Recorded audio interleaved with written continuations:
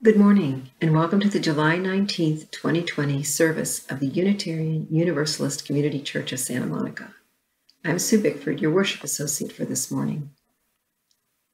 If all humans fell off the planet after coffee hour today, and the record of humanity was not found for thousands of years, it would still be clear to future beings that the year known as 2020 was highly unusual. This is a year of disruption. Much has been thought and written about trying to discern how to live in this liminal space while at the same time moving forward.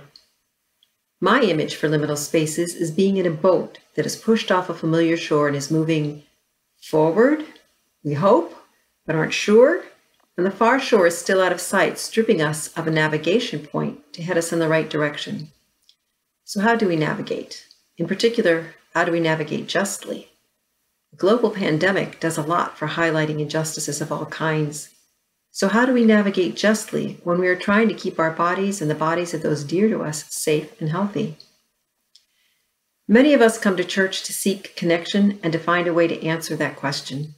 We may be aware of ourselves suffering injustice or having privilege that keeps us healthy but at the expense of someone else's exposure.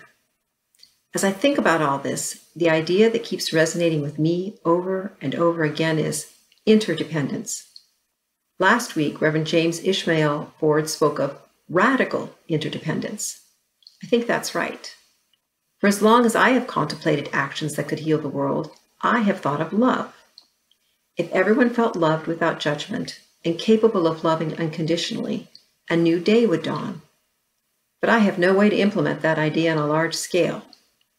Radical interdependence as a discipline gives me a way to think how to realize love. There is much about U.S. Western culture that lifts up radical independence of individuals. We admire those who get things done solely under their own effort. But that's a false narrative. No one gets things done solely under their own effort.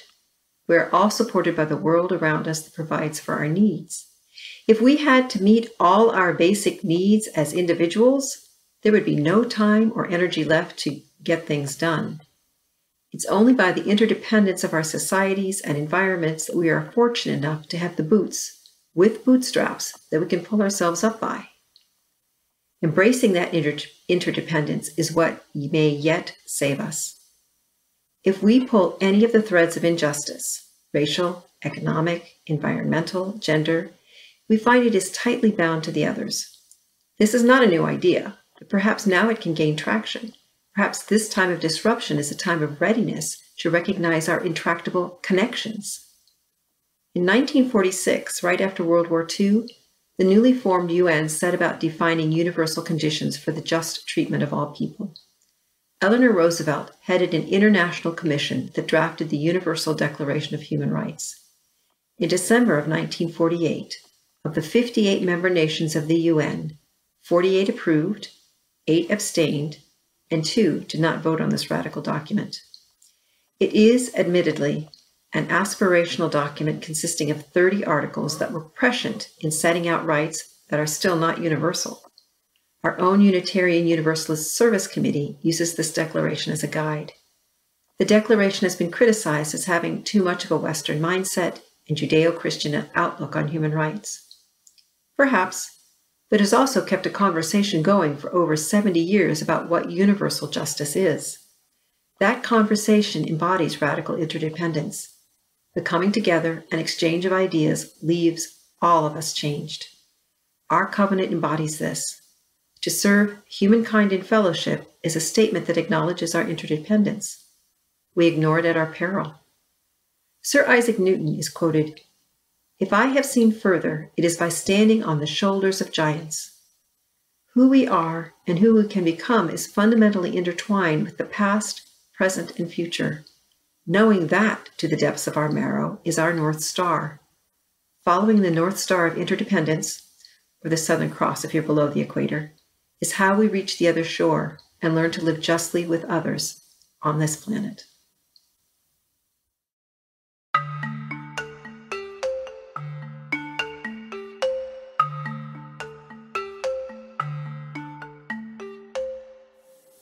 If you have a chalice, I invite you to light it as I light mine and offer the words of the poem, Harlem, by Langston Hughes.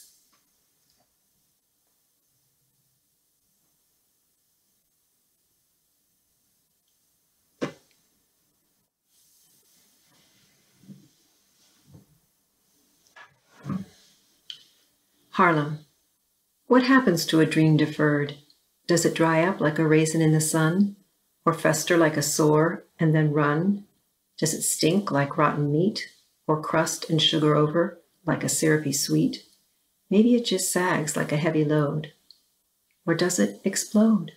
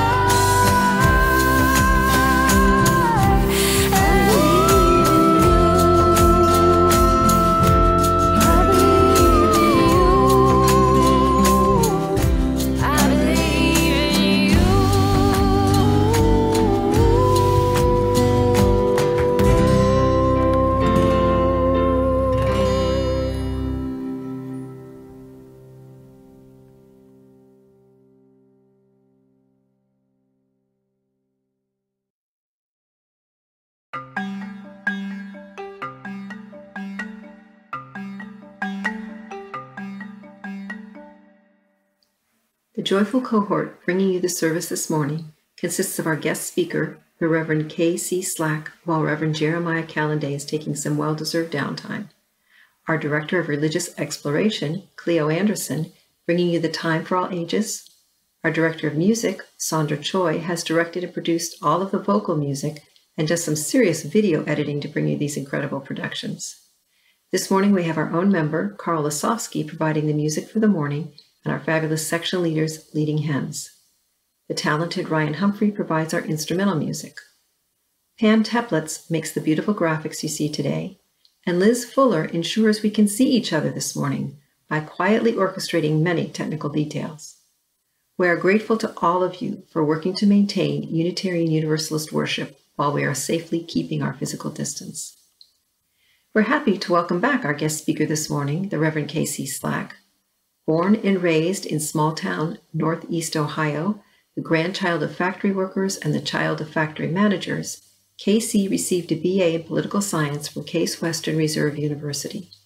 After graduation in 2016 from Starr King School for the Ministry, K.C. completed a year-long clinical pastoral education residency at a hospital in Burbank.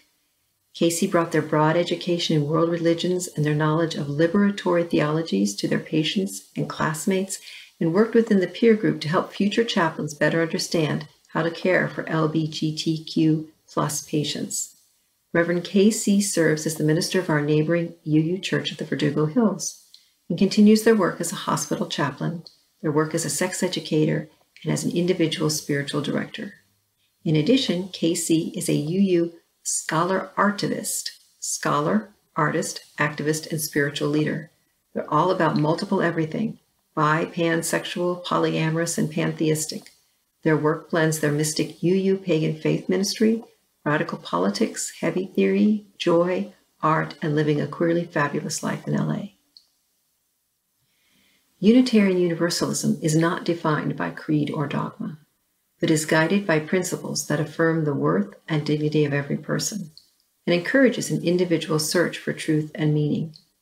We honor the wonder of existence and believe that we are all connected to one another and to the interdependent web of life. Our beliefs are drawn from scripture and science, nature and philosophy, personal experience, and ancient tradition. We are a congregation made up of people who believe in God, people who don't, people who are content to live with the mystery, and people who will never stop searching for answers. In Unitarian Universalism, you can bring your whole, authentic self, your full identity, your questioning mind, and your expansive heart. We are diverse in gender identities, ethnicities, sexual orientations, spiritualities, and faiths. We are united in our belief in the 7 principles of Unitarian Universalism, our advocacy for social justice, and our covenant with one another. May you find comfort, camaraderie, and inspiration here. To keep abreast of what's happening outside of the Sunday service, please make sure to check the regular Thursday email blast for up-to-date announcements. We take a moment now to focus on everyone in our congregation. Though there were no joys and sorrows shared with us before we recorded this service, we know that much can happen in a few days, and we hold all of our community in our hearts.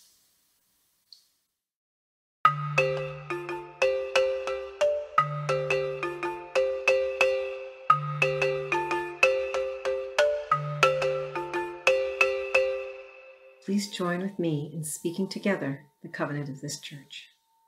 Love is the doctrine of this church. The quest for truth is its sacrament, and service is its prayer. To dwell together in peace, to seek knowledge and freedom, to serve humankind in fellowship, thus do we covenant with each other.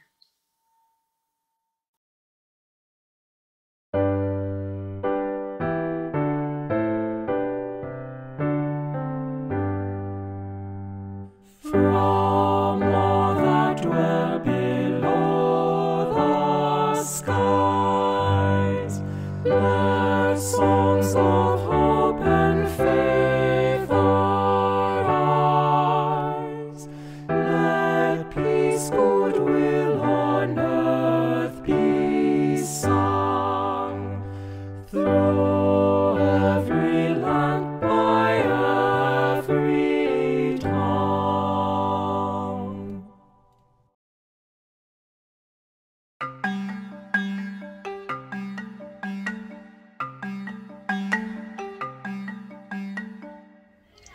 Good morning.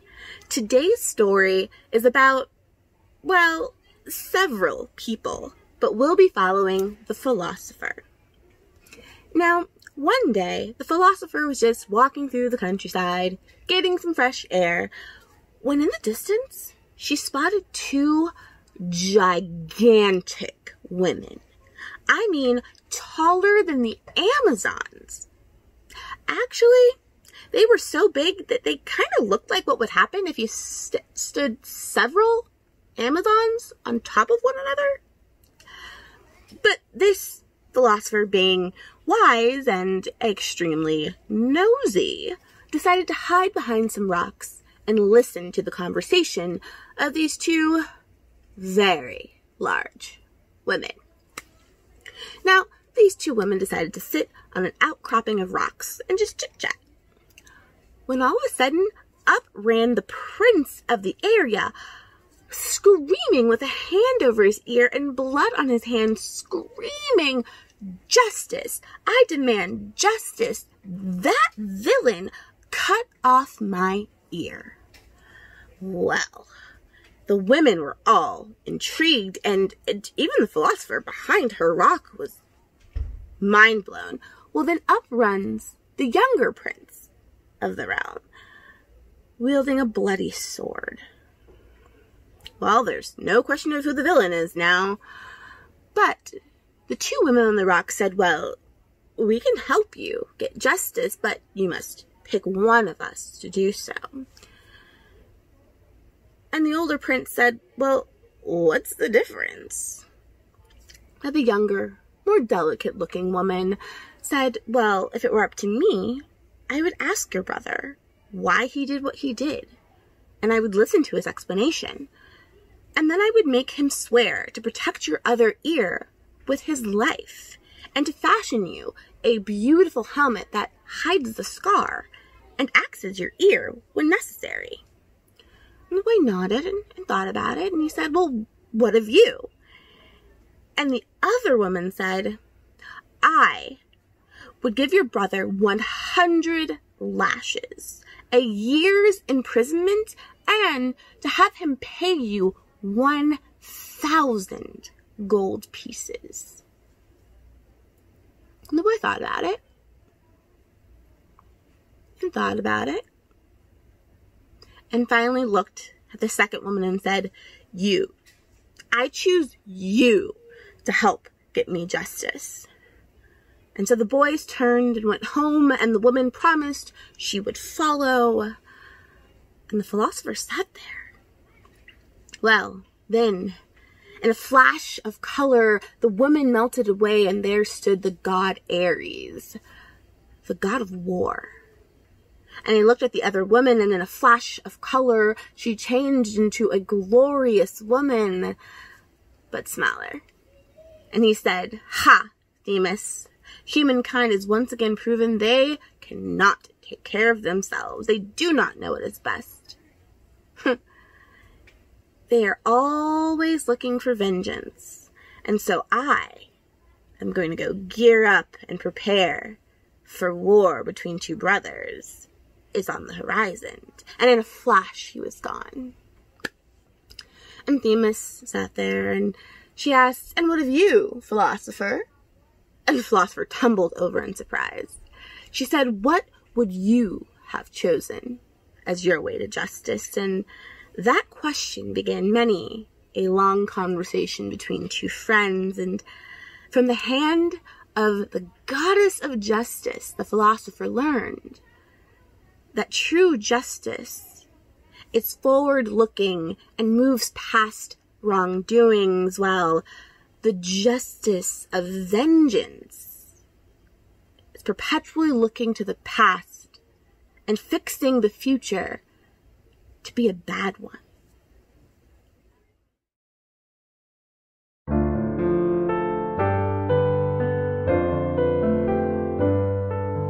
Open my heart to all that I see. Let me be part of the love you give.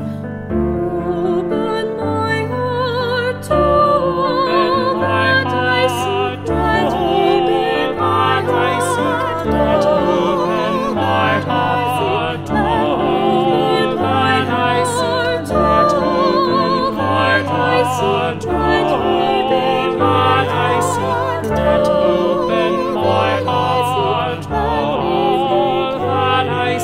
let me be part of the love you give.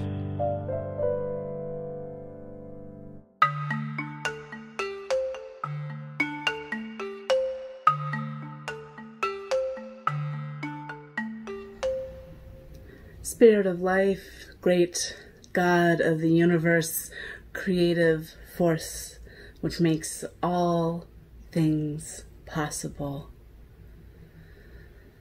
We come together today to be strengthened, to be inspired, to be together in our wonder at the world.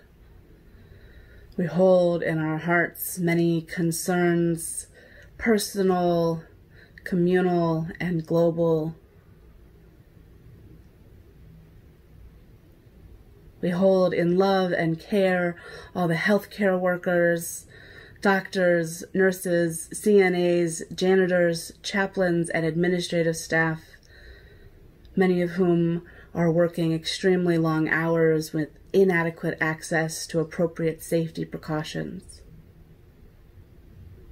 We hold in care grocery store workers, delivery drivers, farm workers, and others who are essential and still not being paid a fair wage or given health care for their work.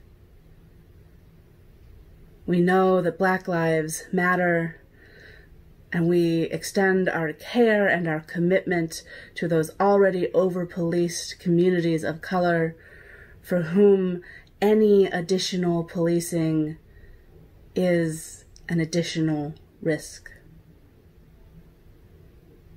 We hold in our hearts freelancers, strippers, and college students navigating an impossible financial world. We hold in our hearts all of us who are scared, who are lonely, who are at risk, or who are ill. We breathe deeply, giving thanks for breath and for this day. Amen.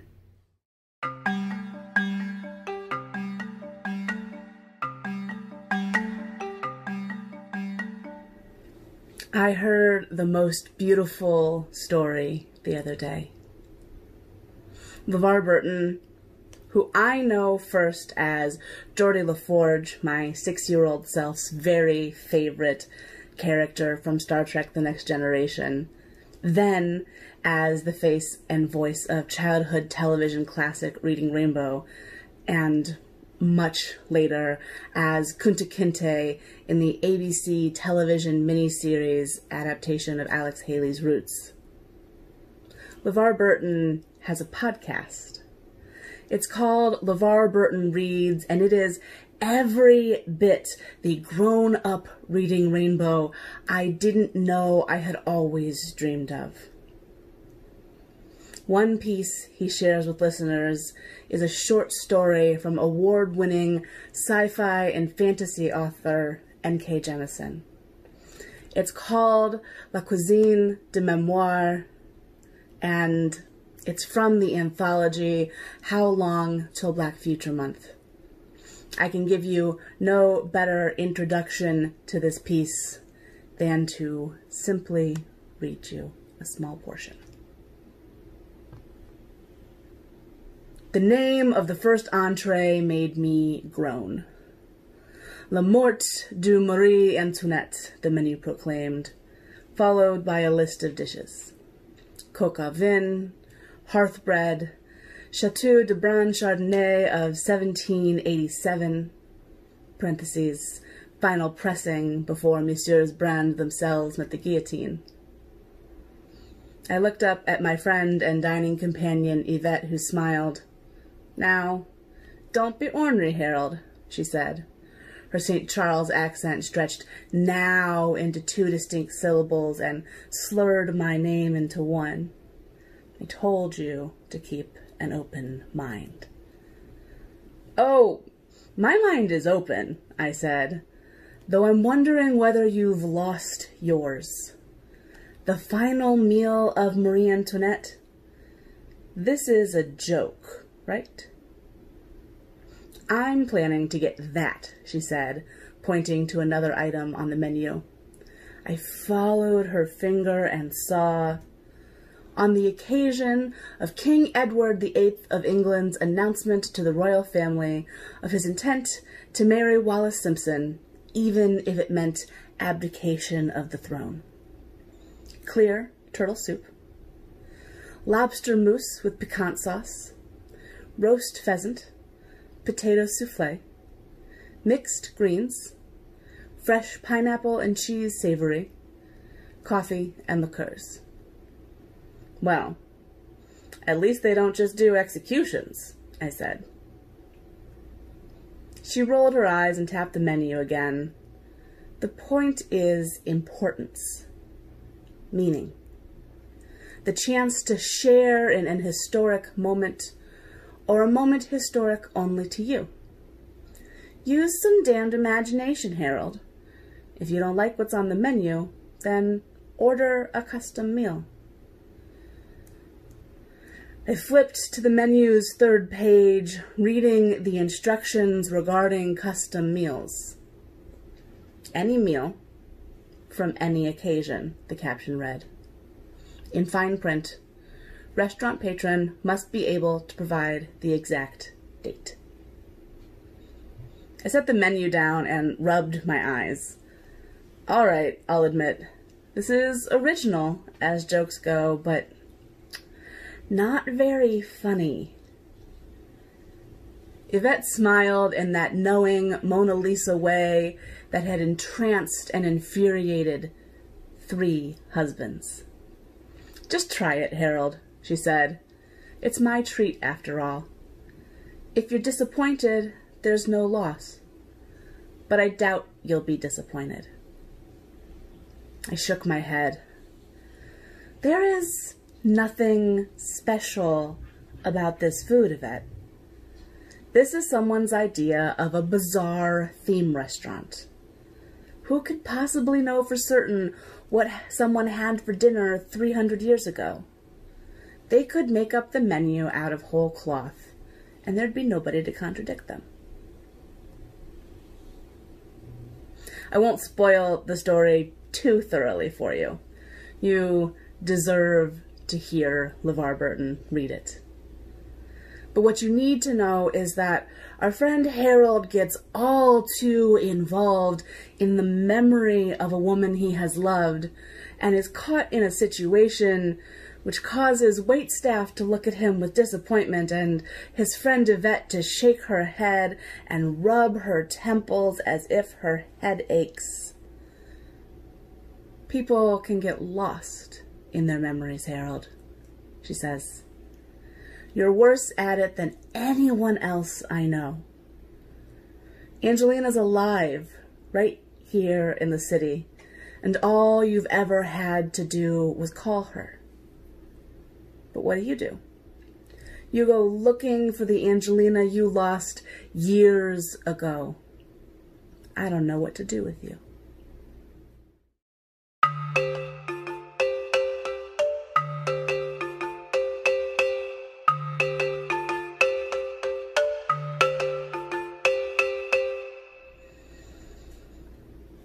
People can get lost in their memories.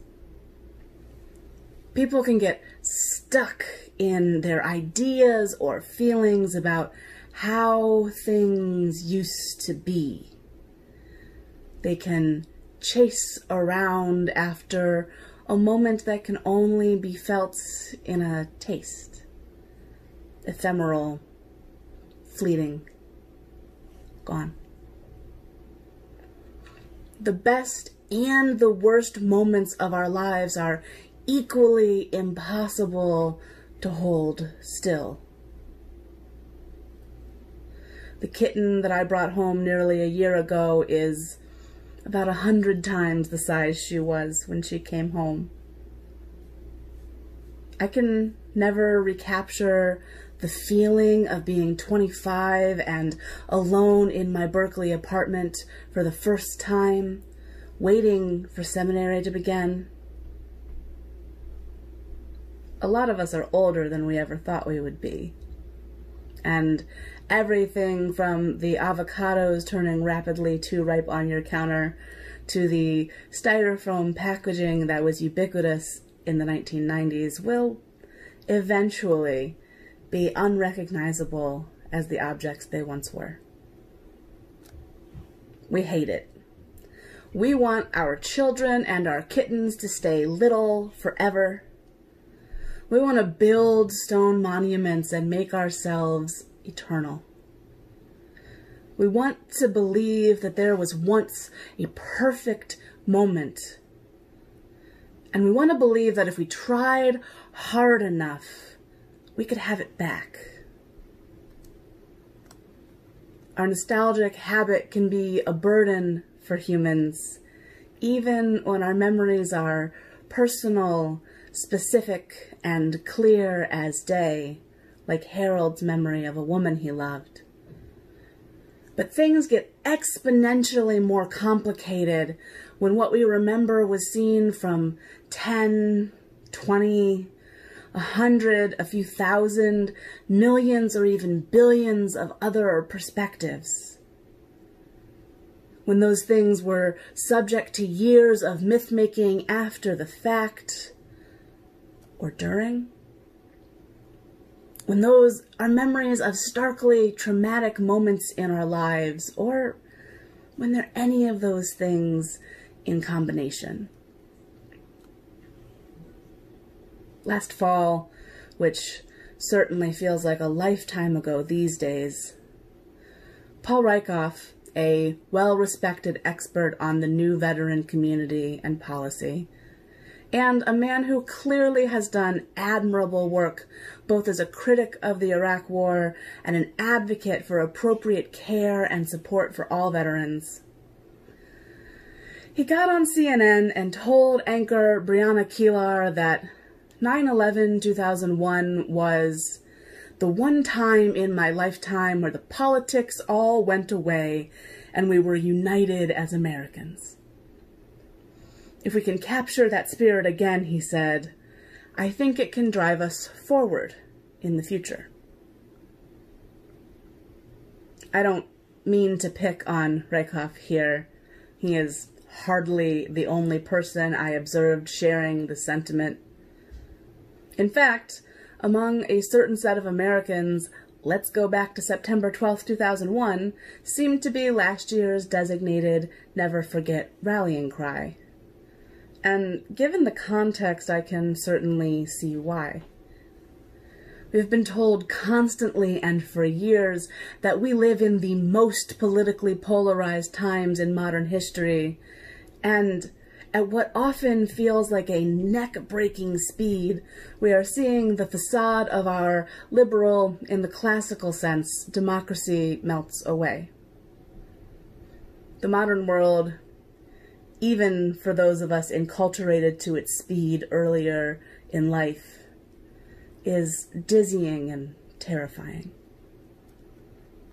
In the 2018 Netflix special Kid Gorgeous, comedian John Mulaney explains the experience well. It's like there's a horse loose in a hospital. I think eventually everything is going to be okay, but I have no idea what's going to happen next, and neither do any of you, and neither do your parents, because there is a horse loose in the hospital. It's never happened before. No one knows what the horse is going to do next, least of all the horse. He's never been in a hospital before. He's as confused as you are. There are no experts. And he's right. Here we are, perpetually reeling from rapid succession nonsense fascism, in the middle of a potentially pointless and never-ending election cycle, desperate daily for an expert that people will actually listen to, and aching for some way to claw ourselves back to a point before anybody let that horse into this hospital. The memory of 9/11 is an easy place to sink our hooks in during moments of destabilization. The moments when our upheaval feels too likely to radically alter the terrain of our existence.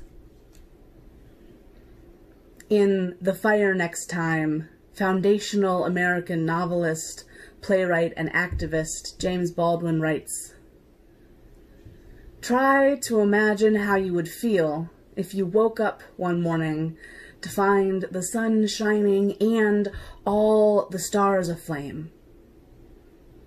You would be frightened because it is out of the order of nature. Any upheaval in the universe is terrifying because it so profoundly attacks one's sense of one's own reality." I wouldn't deny, that for some people, September 12th, 2001 likely did feel like a moment of solemn harmony. Maybe even a moment of solemn harmony that they're really wishing for at this time. The record is clear that many people, first responders, hospital workers, and all manner of everyday folks, went above and beyond the ordinary in their efforts to care for others in the aftermath of the attacks. There was undeniably heroism. Americans love to be heroes, and we are good at it. Certainly, as well, there was a sense of unity and camaraderie among many communities who felt they were in this together.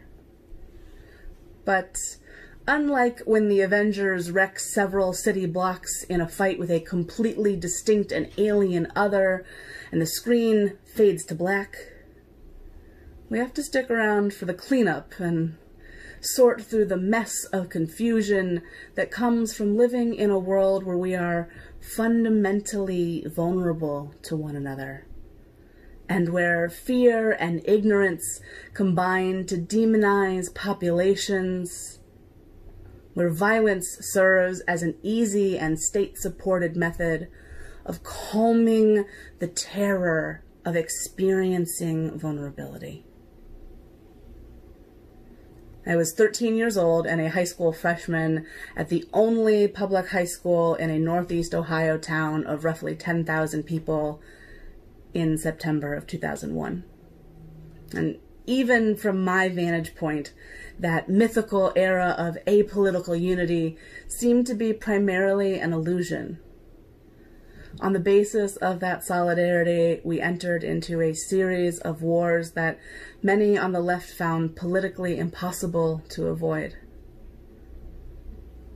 I doubt that I need to recount for you the numbers of people, American, Afghani, Iraqi, and otherwise, who have died since we began a war in Afghanistan in 2001 and another in Iraq in 2003.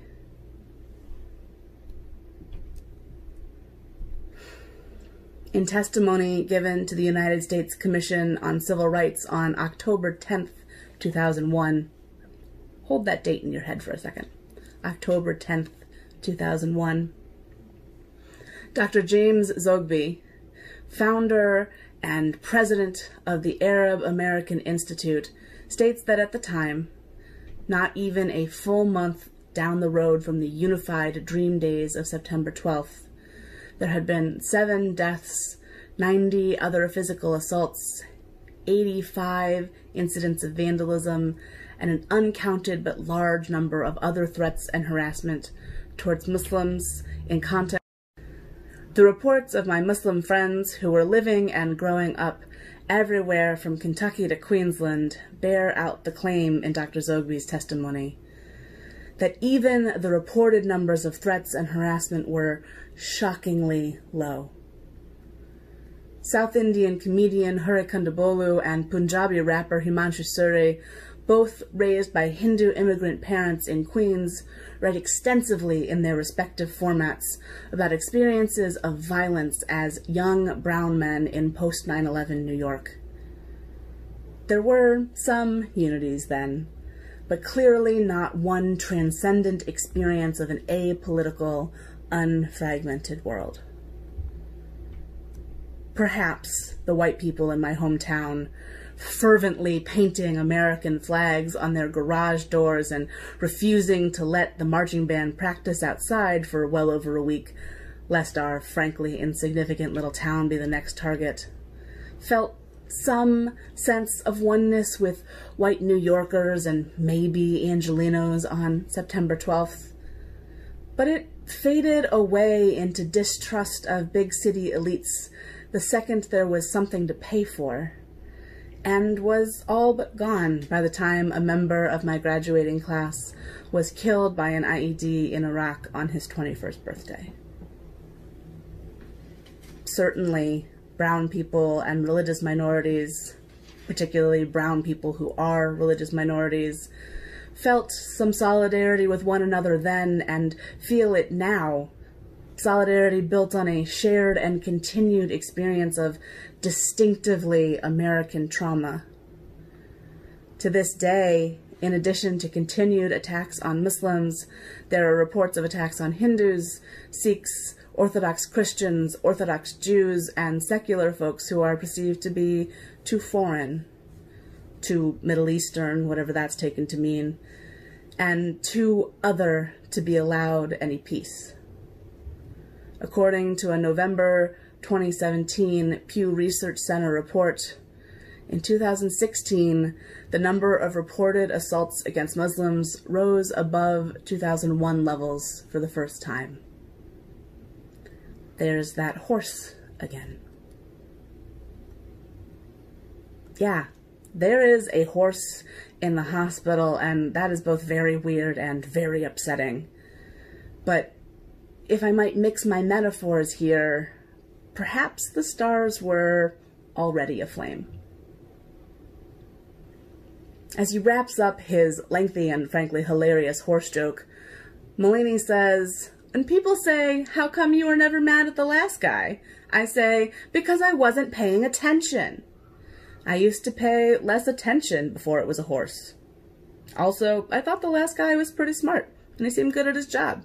And I'm lazy by nature, so I don't check up on people when they seem okay at their job."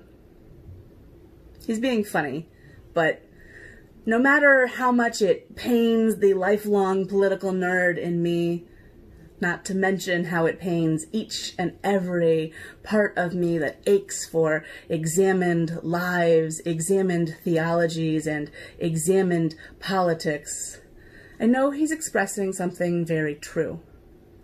True for him, true for a lot of Americans, for whom politics has long been, at best, a spectator sport, and one they're rather less invested in than football. At this point, you're saying to yourself, "Reverend Casey, wasn't this supposed to be a sermon about covenant? What does any of this have to do with rainbows?" Well, the covenant that we read every Sunday at the congregation I serve goes like this. Love is the doctrine of this church. The quest for truth is its sacrament, and service is its prayer. To dwell together in peace, to seek knowledge in freedom, to serve humanity in fellowship, thus do we covenant. And as congregations, our covenant with other communities and contingencies that form the association includes the inherent worth and dignity of every person, justice, equity, and compassion in human relations, a free and responsible search for truth and meaning, and the goal of world community with peace, liberty, and justice for all, among other things.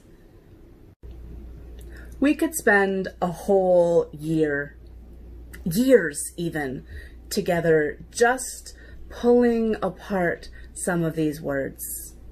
Love, truth, peace, knowledge, freedom, justice, compassion, community. Presently, I'd like to go back to Baldwin. The work I quoted from earlier about stars aflame and an upheaval in the universe is, as much of Baldwin's work is, dedicated to working through the particularities of the Black experience of his time.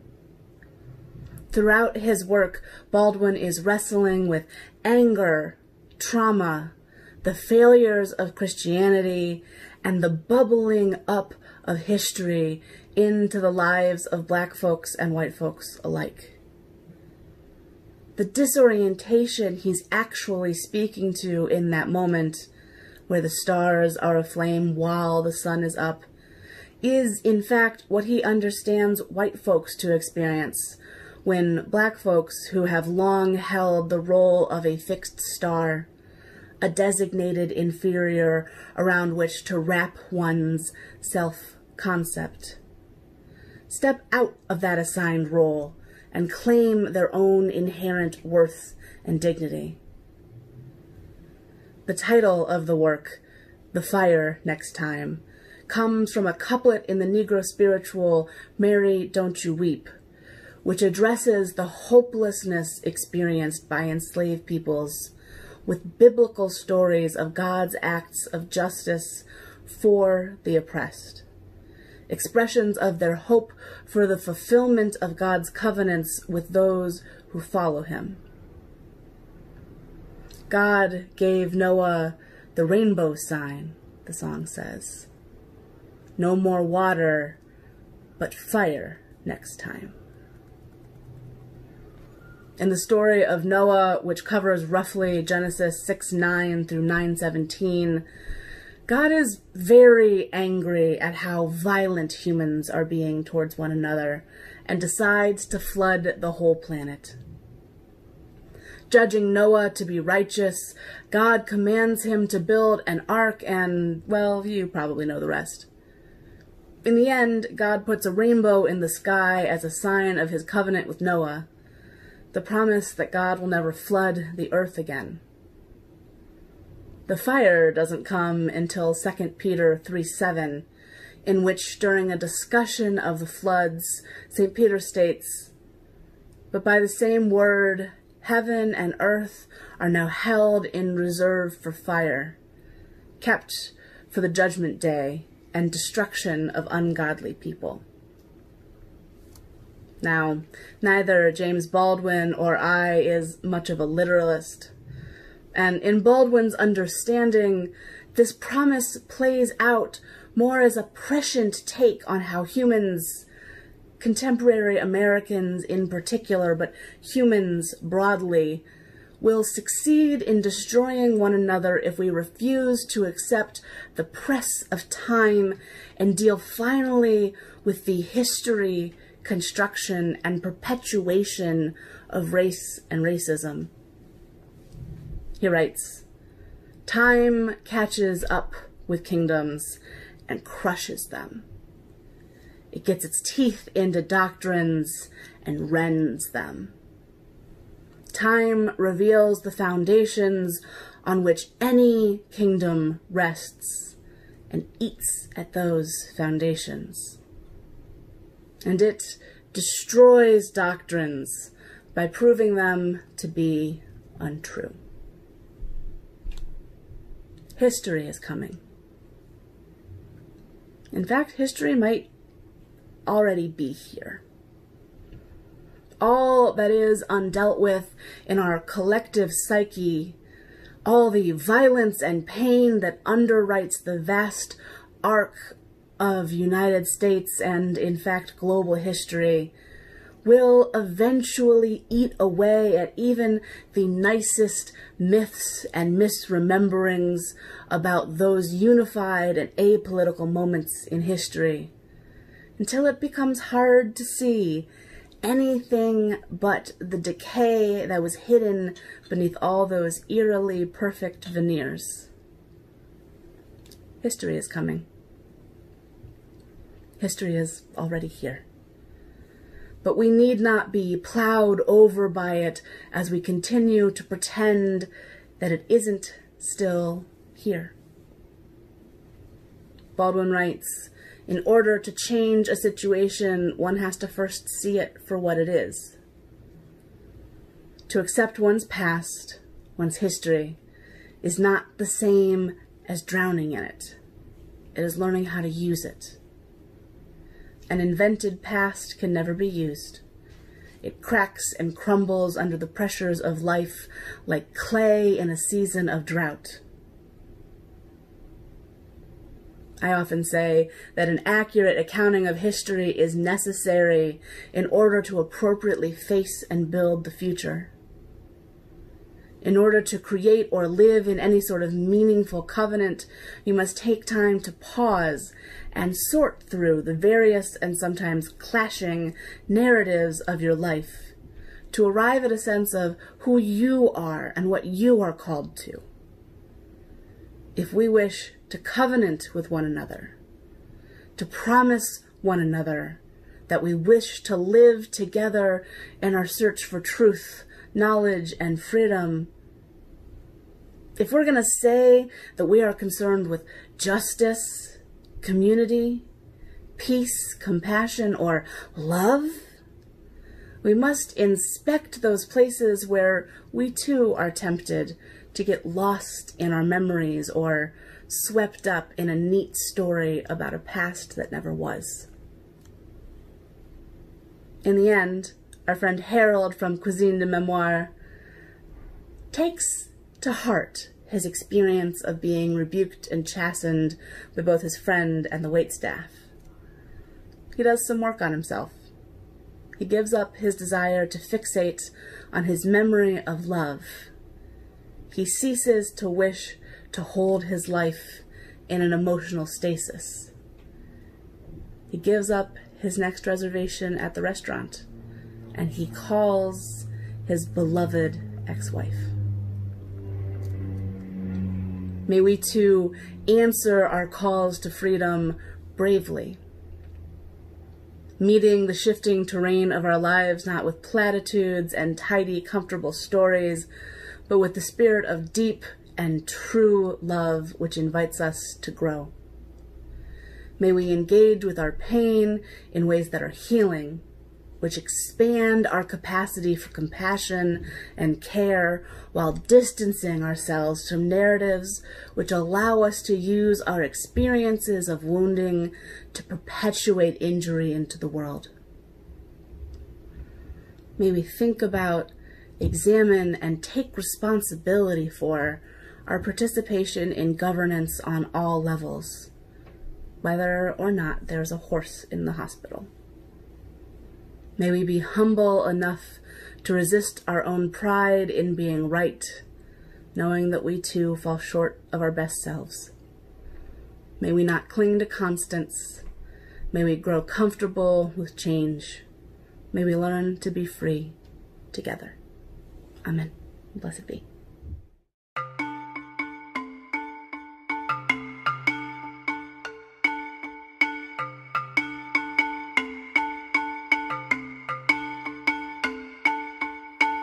We come together for more than ourselves. Our practice here at UUSM is to dedicate half of our non-pledge Sunday offerings to organizations doing work in the world that advances our Unitarian Universalist principles.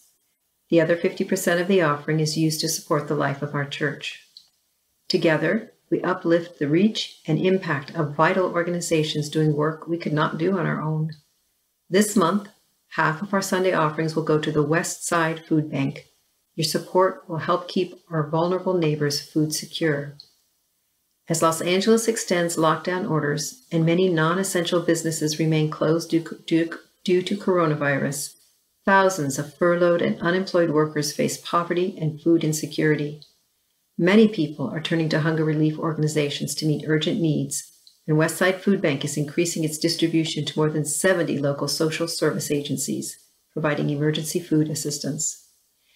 UU Santa Monica has a long history with the Westside Food Bank, volunteering, donating food, providing labor, and raising money. Many of our youth and young adults remember trekking over on a Sunday morning to sort food and learn more about hunger in our community. Right now, the most urgent need is cash. According to the website, as the need for emergency food assistance skyrockets, we need your help to continue buying the truckloads of food required to keep our warehouse stocked.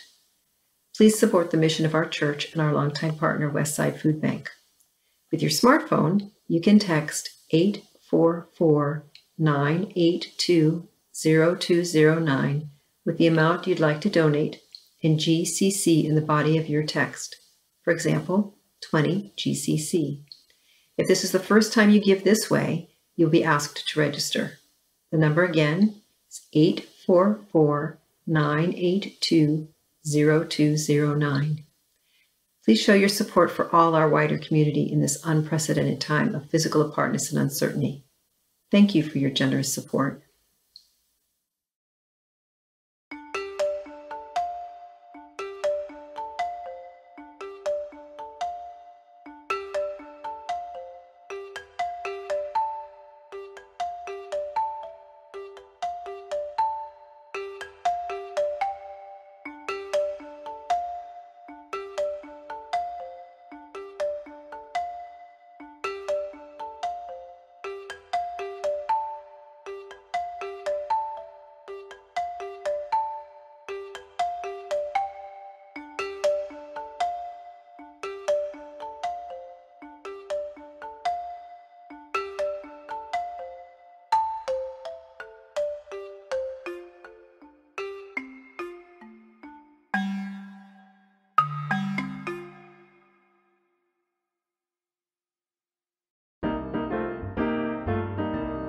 We are building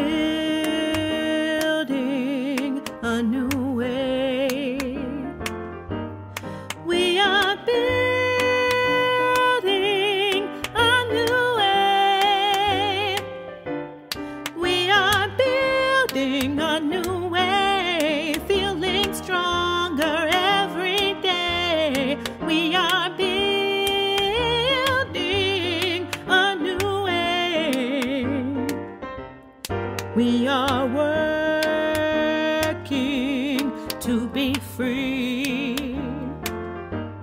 We are working to be free. We are working to be free. Hate and greed and jealousy. We are working to be free. We can feed our every need. We can feed our every need. We can feed our every need. Start with love, that is the seed. We can feed our every need. Peace and freedom is our cry. Peace and freedom is our cry. Peace and freedom is our cry. Without these, this world will die. Peace and freedom is our cry.